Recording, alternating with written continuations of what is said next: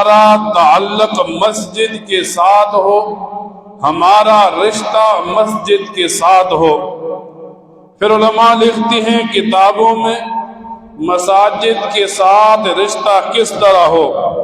فرمایا پہلا رشتہ یہ مساجد کی تعمیر کے لحاظ سے کہ ایک مسلمان کوشش کرے مسجد خود تعمیر کرے، کہیں مسجد تعمیر ہو رہی تھی ان کے ساتھ شریک ہو جائے، ان کے لیے کوئی چیز خرید دے، گویا یہ مسجد کی تعمیر میں شامل ہو گیا۔ فرمایا دوسرا یہ مسلمان مسجد کی نگرانی کرے۔ حدیث کی کتابوں میں یوں آتا ہے، نبی کریم صلی اللہ علیہ وسلم فرماتے ہیں جس آدمی کو تم دیکھو کہ وہ مسجد کی نگرانی کر رہا ہے تم اس کے ایمان کی گواہی دیا کرو، یعنی مسجد کی دیکھ بھال کرنا گویا نبی علیہ السلام کی زبان سے ایمان کی گواہی دی جا رہی ہے۔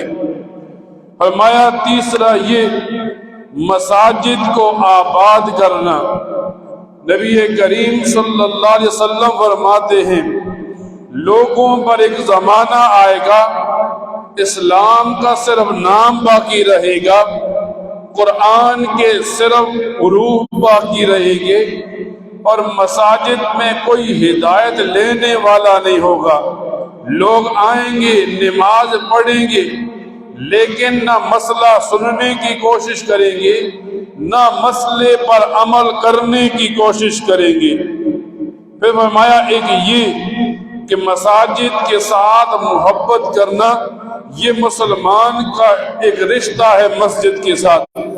نبی کریم صلی اللہ علیہ وسلم فرماتے ہیں قیامت کے دن جن 7 لوگوں کو عرش کا سایہ ملے گا ان 7 لوگوں میں ایک وہ ہوگا جس کو مسجد کے ساتھ محبت ہوگی۔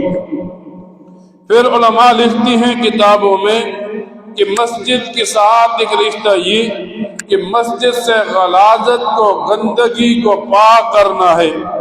نبی کریم صلی اللہ علیہ وسلم فرماتے ہیں قیامت کا دن ہوگا میرے امتی کے اعمال لائے جائیں گے اور ان اعمال میں کچھ کوڑا کرکٹ پڑا ہوگا جو نیکیاں ہوں گی، مجھے بتایا جائے گا آپ کا یہ امتی مسجد سے صفائی کرتا تھا اور یہ جو کوڑا کرکٹ مٹی نکالتا تھا یہ اس کے لیے نیکیاں بن گئی۔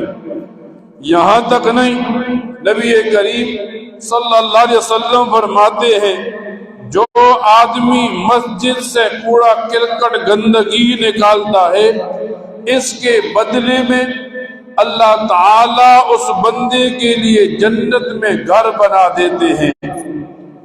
پھر ایک علماء یوں لکھتے ہیں مسجد کے ساتھ تعلق یہ ہو کہ بندہ مسجد سے صفائی کرے۔ یوں آتا ہے سیرت کی کتابوں میں جب صحابہ کرام اور نبی کریم صلی اللہ علیہ وسلم مسجد نبوی سے عشاء کی نماز کے بعد چلے جاتے ایک کالی سیاہ عورت آتی مسجد کی صفائی کر دیتی۔ پھر ایسا ہوا وہ عورت بیمار ہو گئی، نبی علیہ السلام کو پتہ چلا تو آپ نے صحابہ سے فرمایا جب یہ عورت فوت ہو جائے مجھے اطلاع دینا، میں اس کی نماز جنازہ پڑھاؤں گا۔ پھر ایسا ہوا وہ عورت رات کو فوت ہوئی، صحابہ کرام نے قبر کھودی، جنازہ پڑھا کر دفن کر دیا۔ صبح نبی علیہ السلام کی مجلس میں یہ بات آئی تو آپ نے بتایا چلو اس کی قبر پر گئے اور اس کے لیے دعا کی۔ جب بندہ سیرت کی کتابوں کو اٹھاتا ہے، حدیث کی کتابوں کو اٹھاتا ہے، بڑے بڑے صحابہ ہیں لیکن نبی علیہ السلام نے کسی کی جنازے کے لیے یہ نہیں فرمایا کہ مجھے بتانا، لیکن مسجد کی صفائی کرنے والی کالی سیاہ غریب عورت کے جنازے کے لیے آپ نے فرمایا مجھے بتانا۔ پھر فرمایا مسلمان کا رشتہ مسجد کے ساتھ ایسا ہو کہ وہ مسجد کو روشنی کرے۔ سیرت کی کتابوں میں آتا ہے حضرت تمیم داری رضی اللہ تعالی عنہ شام کے سفر پر گئے اور پھر وہاں تھوڑا سا تیل لایا۔ جب واپس آئے تو جمعرات کا دن تھا۔ آپ نے ایک دیا یا قندیل لی، اس میں تیل ڈالا، روشنی کر دی۔ نبی کریم صلی اللہ علیہ وسلم مسجد میں آئے تو دیکھا روشنی ہے۔ آپ بڑے خوش ہوئے۔ آپ نے پوچھا یہ روشنی کس نے کی؟ بتایا گیا حضرت تمیم داری نے۔ تو نبی کریم صلی اللہ علیہ وسلم نے فرمایا اگر میری کوئی بیٹی ہوتی تو وہ میں تمیم داری کے نکاح میں دے دیتا۔ فرمایا ایک مسلمان کا مسجد کے ساتھ تعلق یہ ہے کہ وہ دور سے چل کر آئے۔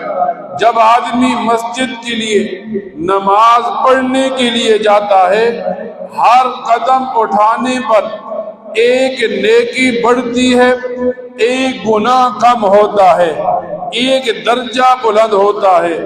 اب جتنے دور سے وہ چل کر آتا ہے اتنی نیکیاں زیادہ ہو جاتی ہیں، اتنے گناہ کم ہو جاتے ہیں، اتنے درجات بلند ہو جاتے ہیں۔ جب ہم مسجد میں آ گئے نماز کے لیے، اب بندہ جب مسجد میں آتا ہے نماز پڑھنے کے لیے تو عبادت سمجھ کر نماز پڑھے۔ آج کل ہمارے ہاں رواج ہے، ہم عبادت کو رواج بنا لیتے ہیں اور رواج کو عبادت بنا لیتے ہیں۔ مثال کے طور پر